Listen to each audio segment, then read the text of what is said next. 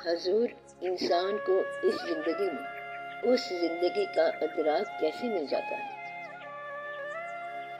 یہ بڑا مشکل سوال ہے کہ اس زندگی میں اس زندگی کا کیسے پتہ چلے۔ اول تو اس زندگی کی ہر بات خیر سے اس زندگی میں ہونی ہے، یعنی کہ اس زندگی کا ذکر بھی اس زندگی میں ہوا پڑا ہے۔ اللہ کا فرمان ہے کہ یہ جنت ہے، یہ انار ہے، یہ سیب ہے، یہ کھجور ہے اور یہ میوے ہیں، اور یہ سب بھی ہیں۔ حور مقصورات فی الخیام، مثلاً وہاں پر تو حور مقصور اور دوسرے سارے واقعات ہیں، وہ سارے واقعات یہاں ہی ہوئے پڑے ہیں۔ اگر کوئی کافر ہو رہا ہے تو ادھر ہی ہو رہا ہے، اور دوزخ کے اندر آگ ہوگی، لیکن یہ واقعہ ادھر بھی ہو رہا ہے۔ دوزخ کے تصور سے آپ کے اندر خیال کا شر جو ہے وہ جل جاتا ہے، دوزخ کی تفصیل پڑھنے سے آپ کے اندر کا شر وہیں بھسم ہو جاتا ہے، وہیں ختم ہو جاتا ہے، اور جنت کے خیال سے آپ کے یہاں کے فرائض ادا ہو جاتے ہیں، اور یہاں پر جو فرائض ہیں ان میں فراوانی ہو جاتی ہے اور مسرت و انبساط ہو جاتی ہے۔ آپ بات سمجھ رہے ہیں نا کہ ساری جنت کی تفصیل یہاں پر ہے، اور یہ یہاں ہونی چاہیے تاکہ ہمارا جنت سے جو رابطہ ہے اس کی تھوڑی سی انڈیکیشن ضرور ہونی چاہیے۔ اب یہ بڑے راز والی بات ہے کہ جو لوگ ایک سسٹم کو قرب الہی کے لیے فالو کرتے ہیں ان کے لیے قرب الہی کا ثبوت اسی سسٹم میں ملتا ہے۔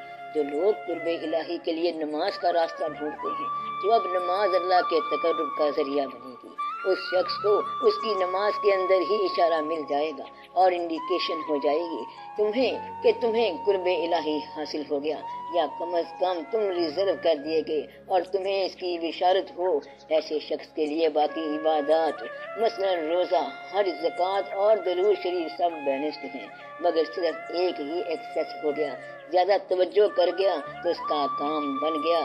مثلا کوئی شخص درود شریف میں اتنا ایکسس ہو گیا، محو ہو گیا کہ پڑھتا ہی چلا گیا، اتنا محو ہو گیا کہ نماز کا ٹائم ہو گیا اور وہ اس میں بھی درود شریف پڑھتا گیا، اور وہ شخص صرف درود شریف پڑھتا جا رہا ہے، پڑھتا چلا گیا تو چلتے چلتے اس کو درود شریف کے اندر ہی آواز یا خوشبو کے حوالے سے رابطہ مل جائے گا، یا چلتے چلتے کوئی آدمی بتا جائے گا کہ تیرا یہ عمل منظور ہو گیا، اور اس طرح اس کو اطلاع مل جاتی ہے۔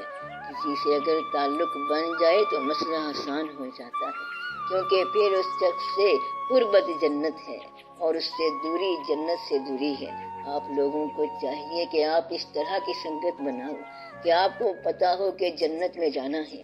اگر یہ سلسلہ قائم ہو گیا تو یہ جنت کی انڈیکیشن ہے۔ جس مقام پر ذکر الہی، یاد الہی یا محبت الہی یا خشیت اللہ ہو تو اس واقعے میں انوالو رہنے سے آپ کے پاس سند آ جاتی ہے، تصدیق آ جاتی ہے کہ اس میں جنت کی انڈیکیشن ہے، اشارہ ہے۔